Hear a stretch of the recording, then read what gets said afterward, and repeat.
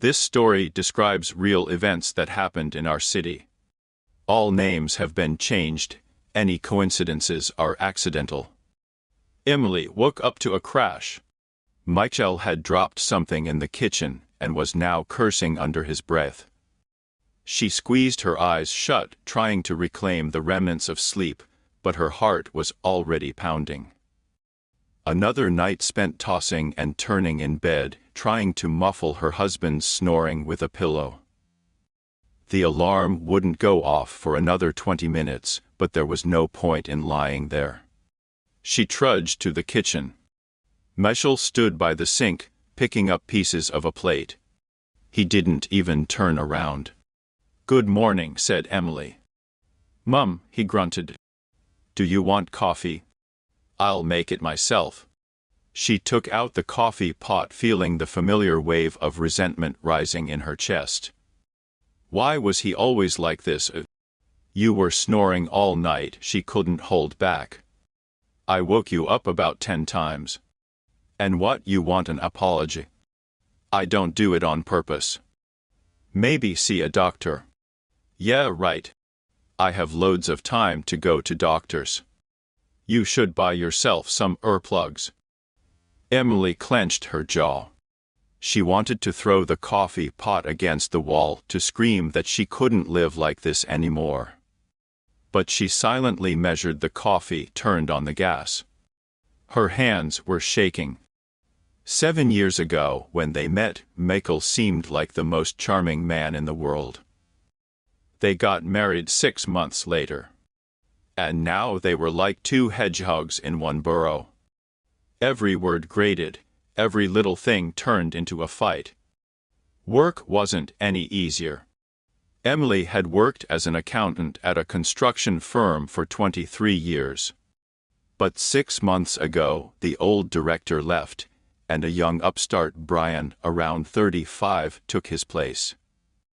He immediately started shaking everything up, firing old employees. Emily went to work every day as if to an execution.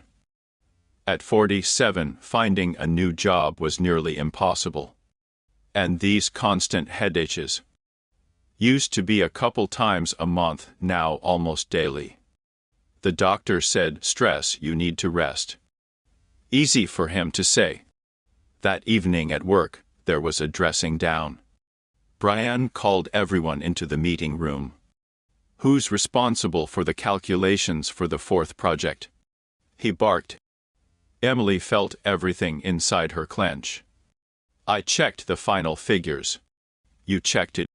Then explain how you missed a 200,000 error." "The primary documents were prepared by another department." "I don't care who prepared them. Are you an accountant or what? Fix it by tomorrow morning. Or make room for people who know how to work." Emily stayed silent, feeling her cheeks burn. When he left, she locked herself in the bathroom and gave herself 3 minutes to cry. Then she worked on the documents until 9 p.m.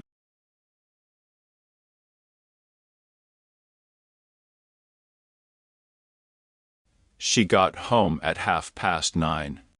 Michael was sitting with a beer in front of the TV. "Where have you been?" "Got held up at work." "Is there dinner?" "Make it yourself." "I'm tired." "Yeah, right. I've been slaving all day and you're tired." Emily went to the bedroom, collapsed on the bed. She wanted to howl with helplessness. She wanted someone to hug her, to say everything would be okay. But there was only Michael, who hadn't even asked why she was late. She thought, what if I just pack my things and leave? There's no support from him anyway, only dissatisfaction. Why endure it? Her phone vibrated. Jessica, her friend from college. "Emily, how are you? Want to talk?" Emily pressed call. "Hello, Jess." "Emily, how are you?" And Emily broke. Her voice trembled, she sobbed into the phone. "Emily, what's wrong?" "Sorry, Jess. It's just everything built up. I can't take it anymore." Pack a bag and come to my place. Right now. Emily wanted to refuse, but Jessica insisted. She washed her face, yelled to Michael that she was going out. He didn't even respond. Jessica lived in an old house on the outskirts. When Emily rang the bell, Jessica hugged her tightly, led her to the kitchen. Sit down, I'll make tea. Tell me everything. Emily talked and cried. About work, about the fear of being fired, about the tyrannical boss. About Michael, who had become a stranger. About insomnia, headaches, pills. Feel better? Asked Jessica. A little. Emily, I went through the exact same thing 3 years ago. I fought with Mark every day, was hanging by a thread at work, my blood pressure was through the roof. Slept 3 hours a night, ate pills by the handful. What helped? I started meditating. Meditating? Emily shook her head skeptically. Like the yoga people do. No. You just sit, breathe, watch your thoughts. I thought it was nonsense at first too. But it helped a lot. I became calmer, stopped snapping. Learned to pause before reacting. How can you learn to stop just by breathing? You know the difference. In normal life, you react automatically. Someone is rude, you snap back. Something's wrong, you get angry. You're like a robot. Meditation teaches you to pause. Space appears between the stimulus and your response, and you can choose how to act. Emily thought about it. That sounded like her. Okay, suppose. But how does it work? It's training. The brain is like a muscle. You sit every day, breathe, observe. And gradually that skill transfers to life. You start noticing irritation, but don't give in immediately. You take a breath in and out and can respond calmly. I don't know, Jess. Sounds flaky. I have real problems. It's not about the breathing. It's about learning to master yourself. The problems don't change, but your attitude does. Let's try right now. 5 minutes. Emily agreed. Jessica led her to the living room. It was almost empty now, just cushions on the floor. Sit. Close your eyes. Inhale for 4 counts, exhale for 4. 1, 2, 3, 4 inhale. 1, 2, 3, 4 exhale. Emily closed her eyes. Immediately lost count. Her leg fell asleep. Thoughts floated in: what to cook, tell Michael about the doctor, the report at work. If thoughts come, don't worry. Just notice them and return to your breath. Emily tried, but thoughts kept coming. She remembered the boss yelling. Felt resentment, clenched her fists. Relax your hands. 1 more minute. That minute felt like an eternity. Finally, Jessica said, "Open your eyes." Honestly, I didn't feel anything. Sat there, thought about nonsense, my leg fell asleep. That's normal. Everyone says that. Try it for at least a week. 5 minutes every day. And you tried it? Yes. After a week, nothing had changed. But I continued. And about 3 weeks in, I caught myself standing in line. An old woman is arguing in front, everyone is nervous. And I'm breathing calmly. Before, I would have been seething. But here, peace. And I understood it works. Okay, I'll try for a week. Just do it every day. If you skip, you lose the effect. The next morning, Emily closed the bedroom door, sat on the bed. Closed her eyes, started counting. 1, 2, 3, 4. Thoughts intruded, she wanted to quit. But she sat for the full 5 minutes. When she opened her eyes, she felt strange. Not better, but quieter inside. She went to the kitchen. Michael was gloomily chewing a sandwich. Coffee's in the pot. Usually she would have snapped it back. But she stayed silent. That evening she sat again. 5 minutes. Nothing changed. But she continued. Jessica texted, asked. Emily replied that she was practicing. Though she thought this is nonsense. 3 weeks passed. Then one evening a fight broke out. Mitchell came home late without warning. Emily had waited with dinner, called, he didn't answer. When he showed up after 10 she pounced. Where have you been? I was going crazy. Was with David, lost track of time. How is that not a big deal? I waited all evening. Well, sorry. Do I have to coordinate every step? At least warn me.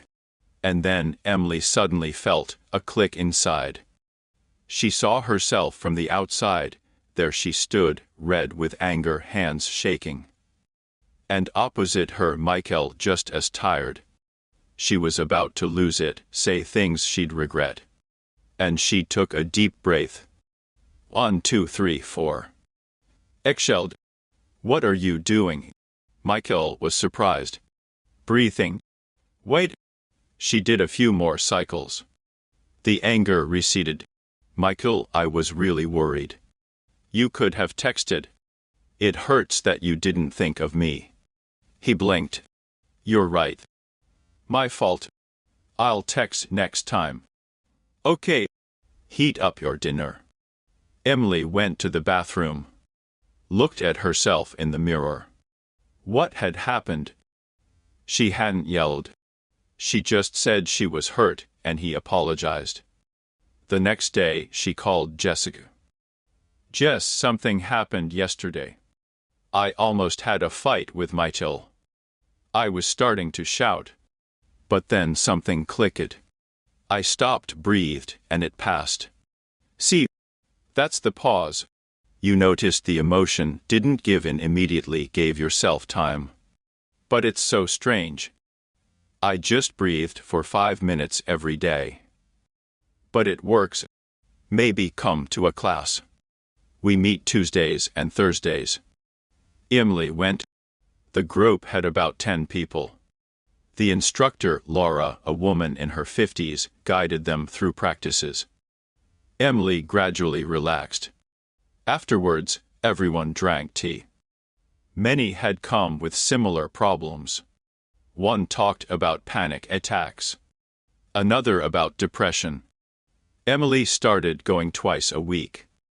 At home, she meditated daily, increased to 10 minutes. And life began to change. At work, she became calmer. When Brian delivered his tirades, she didn't take it so personally. One day, he called her in. Have a seat. I want to talk. I know I've been harsh. I'm under a lot of pressure. I want to say I value your work. You're an experienced specialist. Sorry if I offended you. Emily left in shock. He had apologized.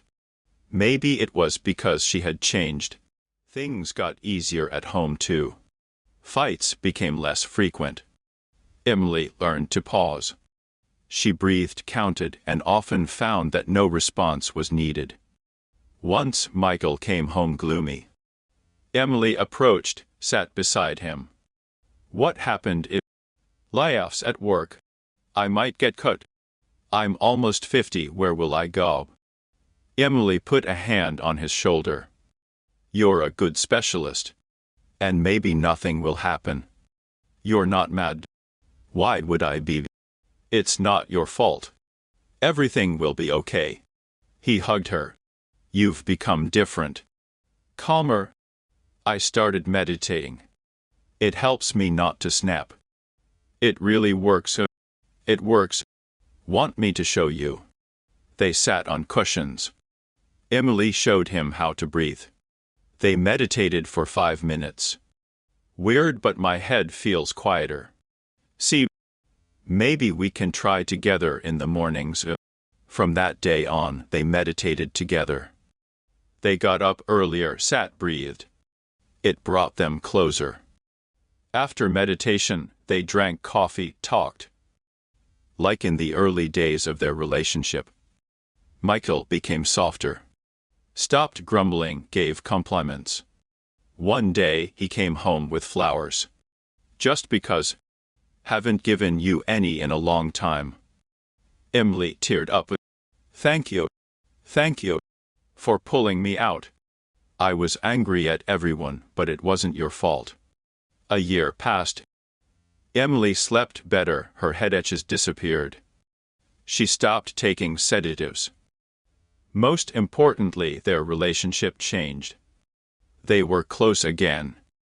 They argued, but now the fights were short. One evening Michael said, I remember how we were a year ago. How we fought, how you cried. If you hadn't started meditating, we'd be divorced. You really thought that. It was really bad. And now everything's different.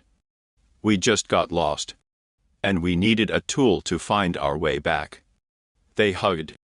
Emily thought about how fragile happiness is. How easily it can be lost to stress, to the inability to handle emotions. She had learned to pause. Between the impulse and the action, space had appeared where she could choose how to respond. Meditation hadn't made her life perfect. But it had made her capable of handling imperfection. And that was the main thing.